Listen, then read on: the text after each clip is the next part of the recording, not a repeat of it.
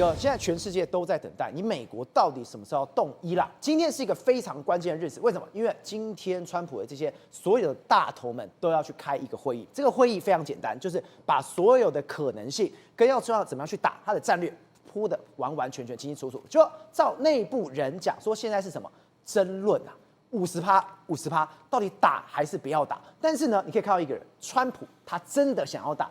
他今天放一个讯号出来哦，他直接在他的 True Social 上面直接讲说，请伊朗的爱国者们继续抗议，而且他的讯号是说援助正在赶来，你们再等我一下。这个讯号恐怕会让刚刚兆和你讲的50%有可能会把它这个改变为60%。也就60%、40%。那川普这样子的话，不就成为伊朗现在那些民众救苦救难？民众现在在抗议啊，死伤人数一直增加。在我们节目录影播出的时候，我觉得伊朗抗议的民众死伤人数一定还会再上升。对，那川普不就成了伊朗当地的救世主了吗？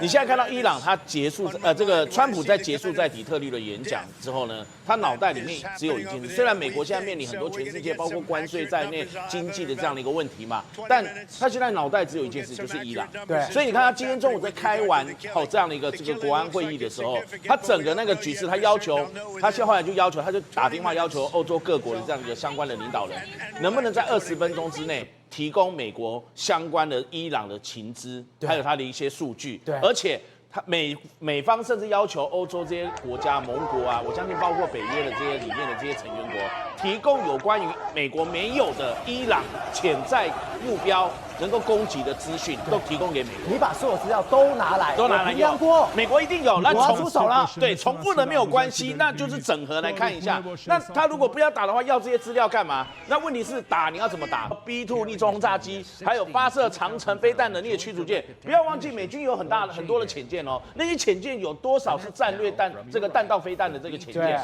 在水底下大家看不到。这一些可以进行精准的空袭，外科手术式的这个空袭。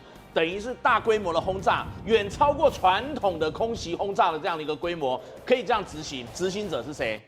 注意到这个被称为葡萄干，昵称为葡萄干上将的这个美军参谋首长联席会议主席凯恩，他是4星上将。凯恩够狠的，之前午夜重锤以及委内瑞拉把他端掉。就是这个人做的，今天他也在会议里面，他做事情不拖泥带水，所以呢，现在伊朗当然大规模抗议的这样的一个冲突事件，一直蔓延到全国各地31个省份。对，然后呢，目前传出来的消息，官方说法是大概2000人到3000人死亡。对，但是那个非官方的这个统计，甚至已经高达2万人死亡。2万个人死亡，所以现在伊朗是分秒必争下去。对，所以川普有时候你们再等我一下，我真的要进来了。因为伊朗全部他用断网的方式，他们现在当地要连刷只能用这个 Starlink 那你看到伊朗他们很夸张，伊朗当局为了镇压这些民众示威，竟然把安全部队、武装部队藏在救护车里面。真的假的？救护车是去救人的，你看到没有？然后结果呢，救护车里面竟然藏着这些安全部队，然后下来了之后呢，就直接去镇压这些民众。等一下，他是那个救护车开过来之后，他是跌出去，对，就被大家发现，被他发现，这个是伤患吗？不对，不对，不是伤患，救护车里面竟然不是伤患，也不是救护人员，竟然都是有武装的这些武装部队跟安全的这个部队成员，所以也难怪伊朗的民众连女孩子都受不了，直接就拿起这个手中的给息，狂砸这些车辆，然后这个砸破他们的这个窗户。有没有看到这个伊朗的女性民众？他是拿着东西直接这样子捶的，都破出去了。而且他连他怎么？他连头巾完全没有戴，完全没戴，还要是自由。之前这种头巾没戴，你准备面对伊朗严苛的宗教法律审判啊！但现在他们全部都豁出去了。静平，你看现在所有人都在喊什么？他喊说：“我要杀死哈米尼，我要打倒哈米尼，打倒哈米尼，推翻哈米尼。”所以现在也就是为什么川普会在真实的社群的网络上呼吁说，伊朗的民众，你们就出来接管你们的国家机器，接管你们的国家机构，对，然后把你们的这个哈米尼政权推翻吧。而他们能够接受外界讯息的管道，就是你看到这些讯息，他们的这个讯号啊，几乎都是用美国星链，对，美国的星链。看到用这样的一个特斯拉的这个他的执行长所架构的这个星链，成为他们的唯一的能够跟伊朗自己境内的家人或者是外界保持联系的唯一。所以他你刚刚讲到，川普现在对伊朗过来讲，他根本是一个救世主，而另外一个救世主就是什么？马斯克。对，现在这些武力都还没有进来，现在打的是什么？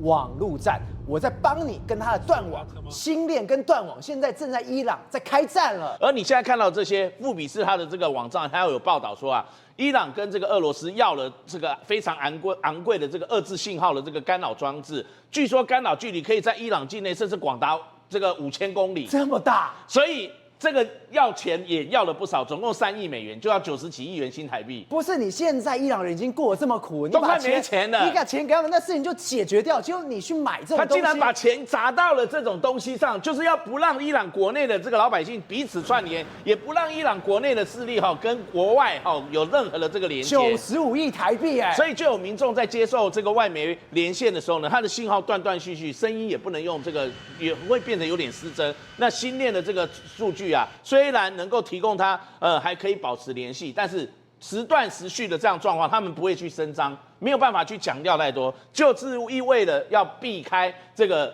伊朗追踪、伊朗当局的追踪，而且他们要一直行进哦，不能在同一个地方待太久，你的位置、你的信号会被锁定啊。所以伊朗甚至你看，他出动了这个部队去搜这些民众，他们开始在德黑兰的西部去查，对，有没有跟这个星链啊，或者是其他网络啊、外界的这个接收的这个相关的装备。你看一个一个抓，这个影片就是也有人拍到了，拍到了之后，他们就赶快想办法上传，然后传出来国外，在伊朗的这个外界都能够知道说，他们根本是军队跟那种安全队员直接冲到里面去，我以为是要杀人或抓人，没有，他把星链全部都拿走，把他们呢可以接收星链的这个小天线啊、接收盘啊，还有一些相关的卫星设备啊，把它全部都没收，要不然就是把它给捣毁，直接破坏。所以你看到全部都是截获的，后来就发现了这个装备这么多，所以你才知道他们现在要跟外界联系不是那么容易。对，所以当然川普也要他们撑着，说援助正在路上。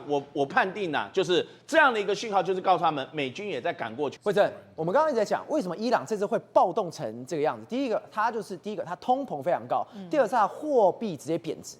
那我伊朗人，我当然是不太爽啊。结果没有想到，原来这一切的源头是出在哪里？今天《华尔街日报》它特别点出来，他说原来这是一桩隐秘的银行倒闭案，如何将伊朗推向一个失控的深渊？就是这个银行叫什么阿扬德银行，阿扬德银行一倒之后，才发现骨牌效应来，它这是推倒伊朗的最后一根稻草，哎，是这家银行哦，中文翻译叫做这个未来银行，都没有想到这个未来银行啊，竟然这个把整个伊朗人推下了地狱的深渊哦。为什么这样讲？哎，我跟你讲，这个银行啊，被人家发现原来哦，他是之前的一个总统的一个权贵亲信啊，有没有商人阿里安萨里啊？就是他，对，就是他。他在2013年的时候啊，就是跟当时的总统很好，然后呢，他就开始就说，哦，我是个商人，哦，那我现在国营有2家银行体质不好，这2家体质不好，我跟你讲，我出来并掉他们，我们变成一个有规模的银行，所以呢，由我来哦，然后来帮你协助，然后主导这个财政相关的一个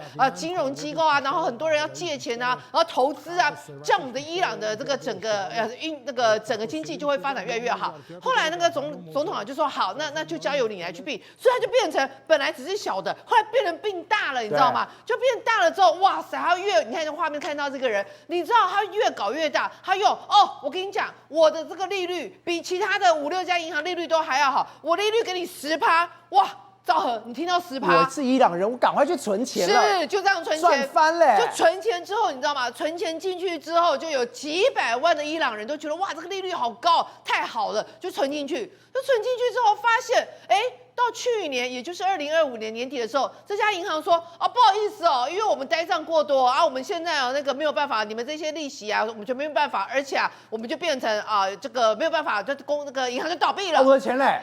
银行没有，不好意思啊，那政府印钱给你，印钱还你。所以为了要救这个未来银行，它总共造成50亿美金的一个这些存户的损失，然后呢，为了要救这家银行，你就政府央行拼命印到最后变成里拉竟然里亚尔在去年一下子贬值了87%，现在每140万的里亚尔才能换1美元。对，你气不气？而且我刚刚你已经这样很惨了，对不对？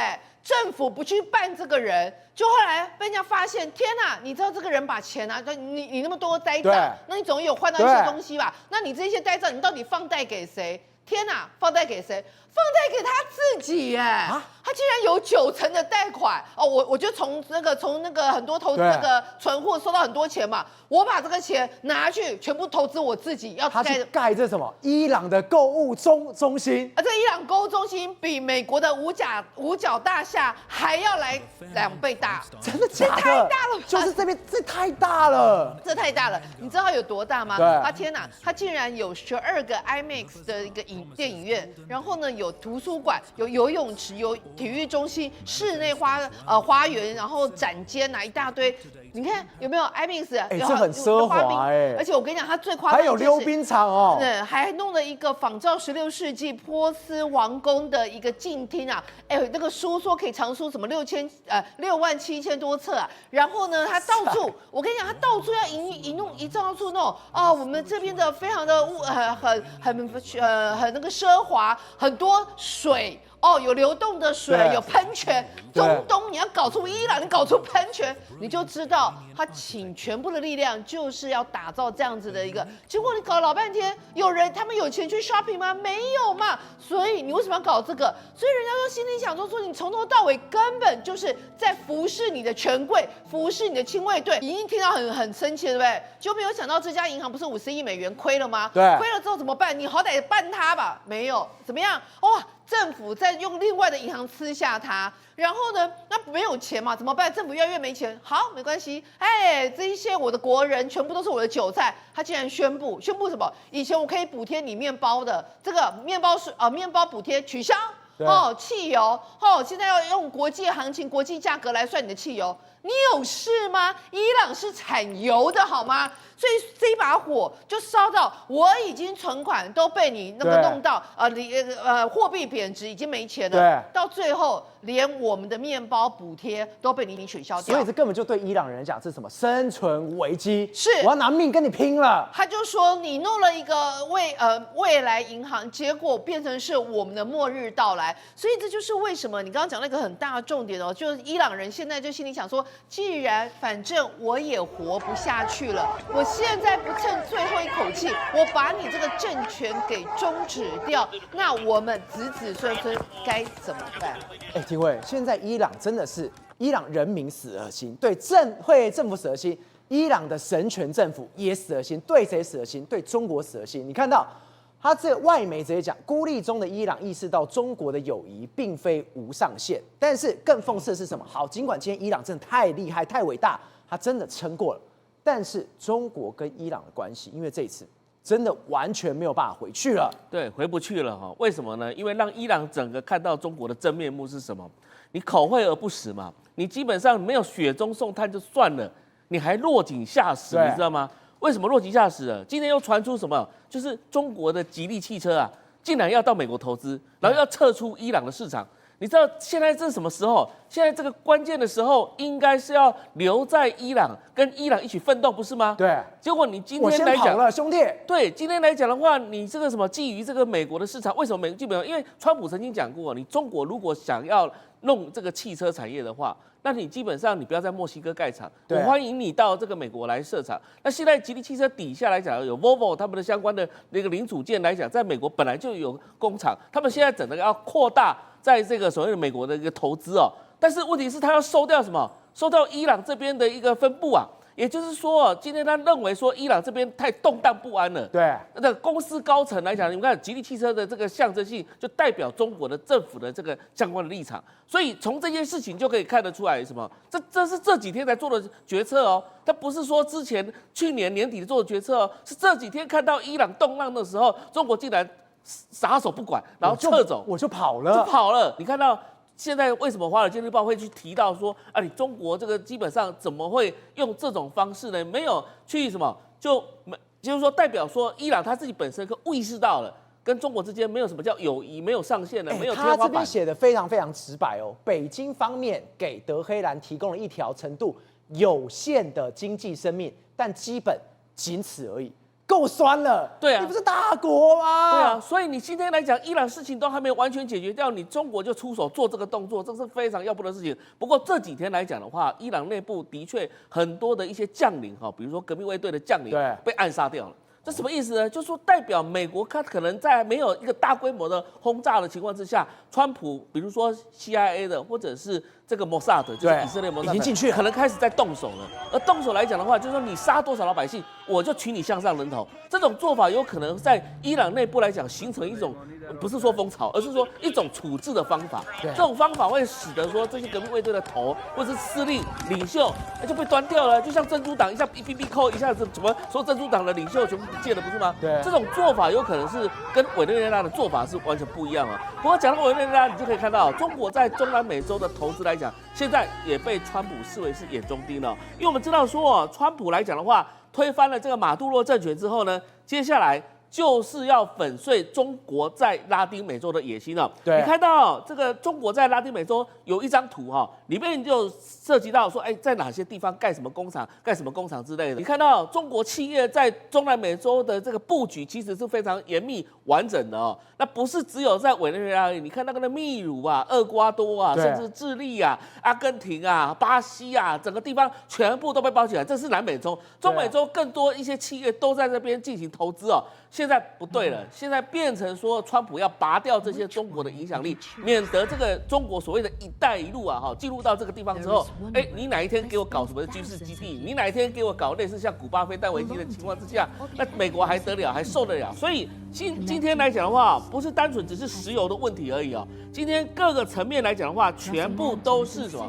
都是川普必须拔掉。但是呢，有人说，你委内瑞拉被美国的收走之后，会不会整个中国来讲的话，变成台湾海峡就是他在控管的？事实上不会。就如同你刚刚一开始所讲的，为什么呢？因为川普要的是全世界，他不是只有要委内瑞拉而已，他要中南美洲的稳定性，是因为他在西半球先建构他的所谓的稳定的基础之后，再把它的势力范围扩展到其他的地方去，对，所以叫印太区域。印太区域它最终目的是要在这个地方还要称网，所以不是那么简单说。所以中国北京一直觉得说他以退是为进。他也觉得川普是可以谈的，川普最喜欢就是交易这件事情，他也认为说在4月份的时候，应该两人会先见面，所以大家应该是可以谈妥。结果他跟他的设想完全是不一样的，完全不一样啊！因为川普的所谓的交易行为的现实主义它是交易的概念是建构在美国国家利益之上嘛？对。也就是说，你今天来讲，就算我拿了委内瑞拉来讲，对川普来讲，他野心不够，我怎么可能自己局限在